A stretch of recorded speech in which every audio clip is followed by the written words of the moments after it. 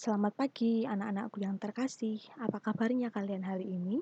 Semoga kalian selalu dalam keadaan yang sehat ya. Terlebih dalam situasi pandemi saat ini yang harapannya kalian juga harus selalu sehat, menjaga kesehatan dan tetap bersemangat serta meningkatkan prestasi kalian walaupun saat ini kalian masih belajar dari rumah. Pada pertemuan hari ini kita bertemu kembali bersama-sama akan membahas ya di dalam bimbingan hari ini yaitu dengan topik membina persahabatan sejati. Apa itu membina dan bagaimana prosesnya dan apa definisinya? Mari kita bahas bersama-sama. Namun sebelumnya, para siswa peserta didik juga harus mengetahui tujuan dalam pembelajaran hari ini yaitu tujuan umum adalah peserta didik atau konseli memiliki perasaan positif untuk membina persahabatan dengan kegiatan positif, serta memiliki rencana kegiatan untuk mengisi kegiatan persahabatan yang positif. Tujuan khusus pertama, peserta didik atau konseli dapat memahami tentang persahabatan. Kedua, peserta didik atau konseli dapat membina persahabatan agar tetap awet dan lebih bermanfaat. Ketiga, peserta didik atau konseli dapat memahami sikap terbaik dalam membangun tali persahabatan. Nah, kita masuk dan kita akan bahas bersama-sama. Mari kita simak ya dari definisi persahabatan apa ya. Pertama, persahabatan adalah hubungan timbal balik antara dua orang atau lebih yang didasari atas asas sukarela dari dalam diri untuk berbagai kepentingan tertentu dengan intensitas hubungan yang sangat erat. Kedua, seorang sahabat senantiasa mencurahkan isi hati dan pemikirannya, serta akan selalu setia berdiri di pihak sahabatnya. Pernyataan tersebut menurut tokoh Bernard tahun 2002 pada bukunya di halaman 7. Selanjutnya di sini ada pepatah dalam bahasa Inggris yang berbunyi "A friend in need is a friend indeed" yang mengandung makna bahwa seorang sahabat akan hadir di saat-saat yang dibutuhkan untuk saling membantu dan berbagi dalam hal yang positif satu dengan yang lain. Selanjutnya, seorang sahabat juga akan memberikan pujian dan penghargaan atas keberhasilan sahabatnya dan saling menguatkan, serta saling memberikan semangat, menyemangati di setiap kegagalan yang dihadapi sahabatnya. Menurut tokoh Santrok tahun 2008 pada bukunya halaman 434, di awal masa remaja, para remaja umumnya lebih memilih untuk memiliki persahabatan dalam jumlah lebih sedikit yang lebih mendalam dan lebih akrab daripada anak-anak di usia yang lebih muda.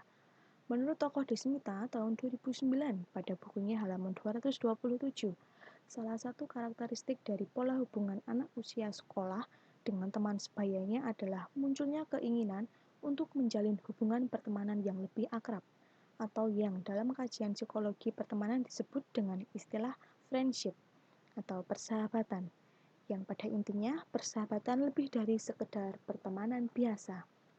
Nah, untuk apa sih persahabatan? Atau fungsinya seperti apa? Menurut tokoh Goodman dan Parker, halaman dan buku tahun 1987 yang dikutip oleh Santrok dalam Dario tahun 2004 halaman 130 sampai 131 menyatakan bahwa ada 6 fungsi persahabatan berikut ini, yaitu pertemanan, stimulasi kompetensi, dukungan fisik saling mendukung satu dengan yang lainnya, dukungan ego dalam hal yang positif, perbandingan sosial, afeksi, saling melindungi, memberikan kasih sayang. Yang selanjutnya, bagaimana supaya sebuah hubungan dikatakan sebagai persahabatan? Yaitu saling menyayangi dan berbagi dalam banyak hal antara dua orang atau lebih dalam menjalin persahabatan. Kedua, saling setia, jujur, tidak berbohong, dan bekerja sama yang baik dalam hal yang positif. Ketiga, saling berkomunikasi secara intensif, baik dari dua orang atau saling dalam pertemanan dan persahabatan tersebut. Selanjutnya, saling menjaga rahasia, saling percaya dan mengedepankan kejujuran. Kelima, saling membantu terutama saat salah satu mendapatkan kesusahan atau kesulitan. Keenam, saling menjaga persamaan hak dan kewajiban. Ketujuh, saling menghargai adanya perbedaan dari perbedaan hobi, visi, dan status sosial. Nah, selanjutnya di sini, bagaimana membina persahabatan agar awet dan lebih bermanfaat? Yang pertama, menghormati dan menghargai. Kalau diri kita ingin bersahabat dengan seseorang, jangan pernah kita melihat latar belakang orang tersebut. Jangan pernah melihat dia dari golongan suku, agama, atau apapun itu. Jadi, siapapun dia, apapun latar belakangnya, maka diri kita harus menghormati dan menghargainya. Kedua, saling menjaga rahasia. Sahabat merupakan tempat berbagi dan berkeluh kesah. Tidak jarang rahasia pribadi satu sama yang lainnya pun diceritakan. Untuk itu, supaya persahabatan tetap terjaga, maka diri kita harus saling menjaga rahasia dan jangan menyia-nyiakan kepercayaan dari sahabat yang sudah diberikan kepada diri kita. Selanjutnya adalah jangan bermuka dua. Manusia di dunia ini tak ada seorang pun yang sempurna. Begitu juga dengan sahabat. Tak pernah lepas dari yang namanya kesalahan, lupa, dan hilaf. Jadi, kalau suatu saat nanti ketika sahabat kita melakukan kesalahan, baik yang disengaja ataupun tidak, jangan pernah dibicarakan di depan atau di belakangnya ataupun kepada orang lain. Harus diselesaikan masalah itu dengan baik-baik hingga selesai. Keempat, jadilah pendengar yang baik untuk temanmu, untuk sahabatmu. Jangan pernah sekalipun diri kita bersikap menggurui. Memberi nasihat boleh, tapi jangan melakukan dengan cepat. Perlahan-lahan, namun pastikan temanmu atau sahabatmu itu mendengarkannya. Selanjutnya, seorang sahabat itu memiliki pribadi yang unik dan khas. Cobalah mengerti bagaimana karakter, sifat temanmu itu seperti apa. Hargai dan hormati pendapatnya. Walau kadang kalian bisa saling berbeda pendapat dan keyakinan, namun pasti ada jalan tengah yang bisa ditempuh, asal jangan tergesa-gesa memutuskannya. Keenam, peliharalah kepercayaan yang telah diberikan oleh sahabat kalian. Nah, kalau yang ini nyambung dengan yang sebelumnya ya, yaitu saling menjaga rahasia. Maka, jangan pernah sekali-kali mengobrol rahasia sahabat kalian kepada orang lain. Saling menjaga rahasia. Anggap antara diri kalian ada sebuah permainan yang hanya bisa dimainkan oleh diri kalian dan sahabat kalian. Ketujuh, berilah dukungan dan pujilah sahabat kalian. Kesampingkan kesalahannya dan kelemahannya. Berilah dukungan kepada sahabat kalian dalam keadaan apapun, itulah yang terbaik. Apalagi ketika sahabat kalian mengalami suatu masalah yang membuat dirinya terpuruk, maka diri kita sebagai sahabat harus bisa menghibur dan membuatnya menjadi bersemangat dan ceria kembali. Dukungan dan orang-orang yang berarti bisa menjadi sebuah kekuatan untuk dirinya. Kedelapan, jangan pernah merasa iri kepada temanmu. Kebahagiaannya adalah bahagia milik diri kalian juga. Ikut berbahagia atas keberhasilan teman juga. Jangan sampai iri, karena iri hanya akan membawa kepada keburukan. Buang jauh-jauh perasaan iri. Diri kita patut berbahagia apabila sahabat kita pun mendapatkan suatu keberhasilan atau kebahagiaan. Kesembilan, dekat bukan berarti harus tergantung satu sama yang lain. Berikan pertolongan secukupnya, jagalah jarak yang wajar. Mundurlah sedikit bila merasa dalam pertemanan kalian sudah terlampau dekat. Sebaliknya, mendekatlah kalau diri kita merasa pertemanan itu sudah semakin renggang. 10. Sisihkan waktu untuk melakukan kegiatan refreshing bersama. Kembangkan sikap saling toleransi, fleksibilitas, asertif, empati, dan belajar saling memahami. Liburan, hangout bersama juga bisa mendekatkan satu sama yang lainnya. 11. Jangan pernah ragu untuk meminta maaf pada sahabat kalian ketika melakukan kesalahan kepadanya. Setelah itu, berusahalah perbaiki kesalahan tersebut. Begitu pula sebaliknya, berikan maaf dan lupakan kesalahannya jika ada kesalahan. Lalu poin ke-12 adalah harus peduli antar sahabat. Sahabat yang baik Dan sebagai sahabat yang baik pula, diri kita harus peduli kepada sahabat. Jadi, jangan sewaktu kita membutuhkan pertolongan, dia ada untuk kita. Sementara ketika dibutuhkan, kita justru tidak mau peduli dan tidak mau tahu. Nah, diperhatikan di sini, tips dalam membina persahabatan itu ada 12 poin. Ya, dan di dalam persahabatan sejati, sikap terbaik dalam membangun tali persahabatan itu pun juga di sini terdapat beberapa 7 poin, yaitu jadilah diri yang rendah hati. Seorang yang memiliki sikap rendah hati akan lebih mampu dalam membangun tali persahabatan. Lawannya adalah sikap sombong. Manakala kita lebih banyak sombong daripada rendah hati, maka akan semakin sedikit orang yang berteman dengan kita.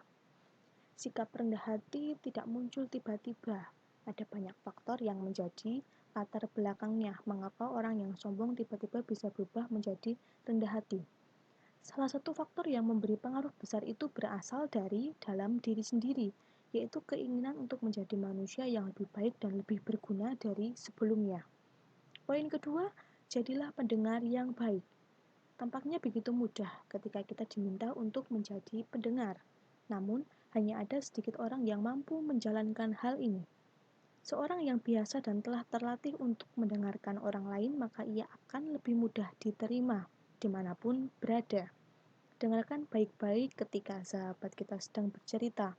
Fokuskan perhatian terhadap apa yang sedang diceritakan. Jangan sampai sahabat kita merasa terabaikan karena kita asyik atau seru saat bermain game atau saat menonton televisi dan yang lainnya. Poin ketiga adalah berikan pujian yang tulus kepada sahabat. Mungkin ada sebagian pembaca yang belum pernah memberikan pujian kepada sahabatnya sendiri, meski jalinan persahabatan yang ada telah terjalin selama puluhan tahun. Diri kita tak boleh terlambat untuk memberikan pujian.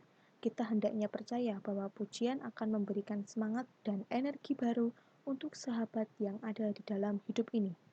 Kita mesti yakin bahwa seburuk apapun kelakuan dari sahabat kita, maka mereka pasti punya sisi keunggulan yang pantas diganjar dengan pujian.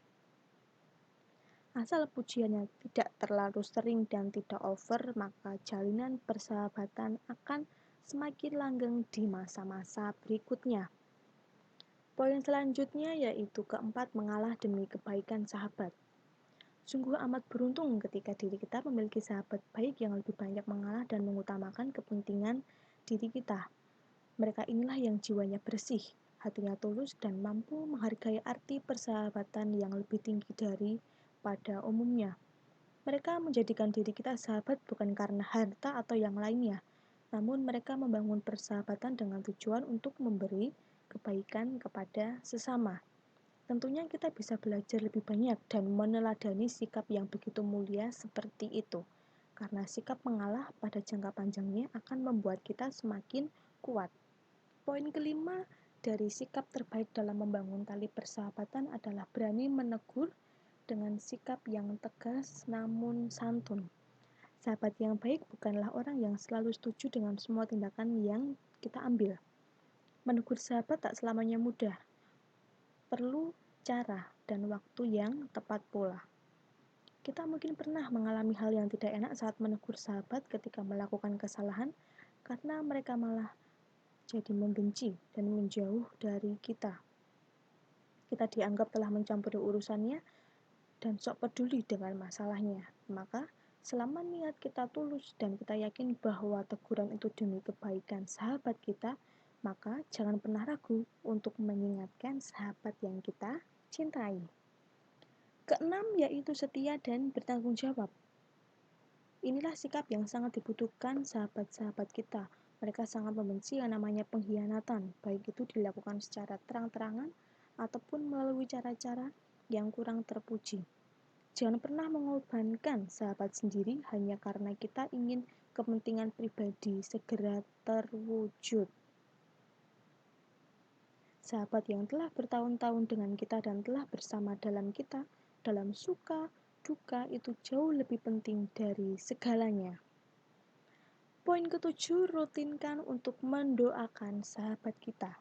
Apapun agama yang dianut, maka jangan pernah lupa untuk mendoakan mereka.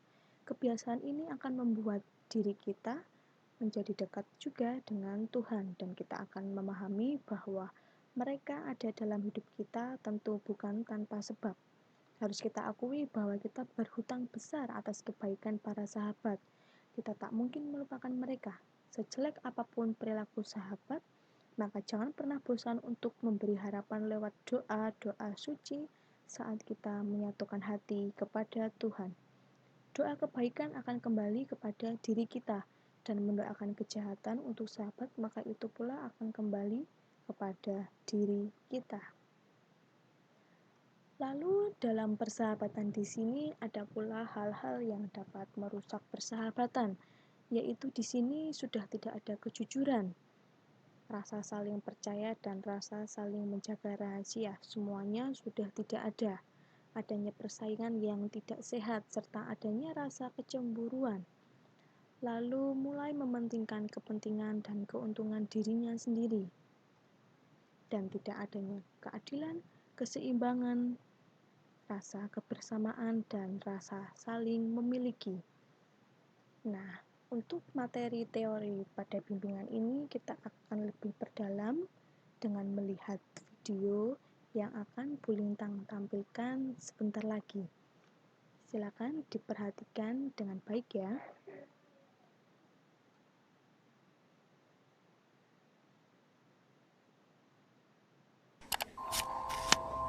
ใครจะคิดว่าชีวิตธรรมดาของผม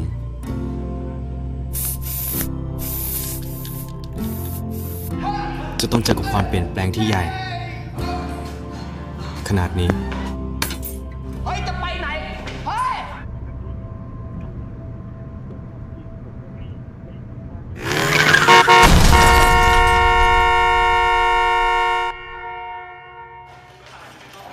ทำไมอ่ะเดี๋ยวไม่ต้องเหงา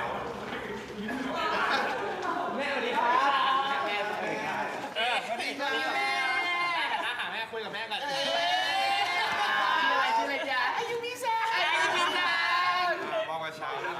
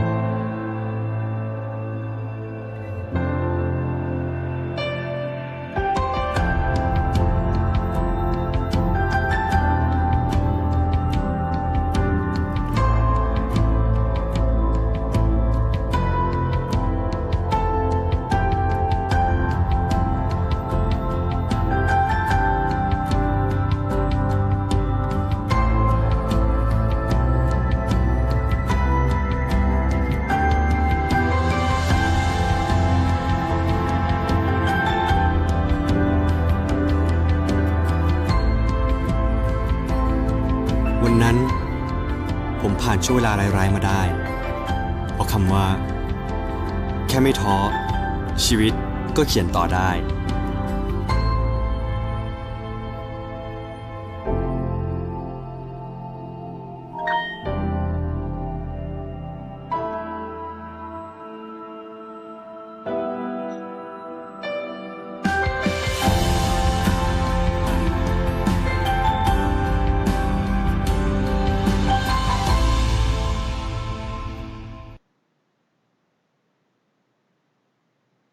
Nah, baru saja kita sudah melihat video terkait dengan persahabatan. Lalu tugas kalian nanti adalah setelah selesai melihat video tersebut, hal-hal apa yang bisa kalian petik terkait dengan topik bimbingan hari ini, yaitu membina persahabatan. Apa yang bisa kalian ambil? Nah, nanti kita akan bahas di dalam kolom komentar Google Classroom. Terdapat kalimat yaitu, persahabatan bukanlah tentang siapa yang kalian kenal paling lama, tapi tentang ia yang datang ke kehidupanmu dan berkata, "Aku di sini untukmu," lalu membuktikannya. Pertemanan memang tak bisa diukur dari lamanya kalian berkenalan. Yang lebih penting dari itu adalah bagaimana kalian menjalani proses pertemanan itu. Kalau ia menjadi sosok yang selalu menemanimu dalam suka, duka, tak hanya omong belaka, tidak masalah meski kalian baru mengenalnya sebulan, seminggu, atau bahkan sehari. Dialah orang yang layak kalian perjuangkan ke depannya. Sahabat yang baik adalah orang yang kita percayai dan membuat kita tenang bersamanya. Dia menjadi tempat bagi kita untuk berbagi keluhan dan berbagi kesedihan dan tidak menjual rahasia diri kita kepada orang lain. Nah, cukup sampai di sini pertemuan bimbingan kita pada hari ini. Semoga materi yang kita bahas bersama-sama pada hari ini sangat bermanfaat untuk diri kalian. Ya, kalian bisa terapkan, implementasikan di dalam kehidupan sehari-hari, khususnya dalam menjalin hubungan pertemanan, persahabatan dengan sahabat-sahabat kalian dimanapun berada. Carilah persahabatan, carilah seorang sahabat, jadilah seorang sahabat pula yang baik.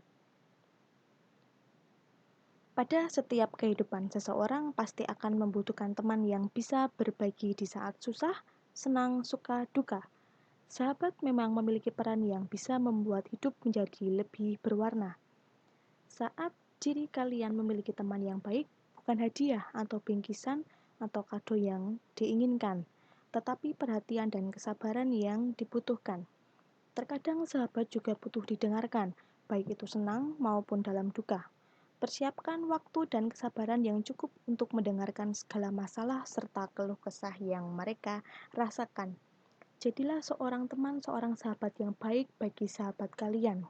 Dukunglah selalu dalam hal yang positif. Saling berbagi pengalaman, belajar satu dengan yang lainnya. Terima kasih dan salam sehat. Kita bertemu kembali pada pertemuan selanjutnya.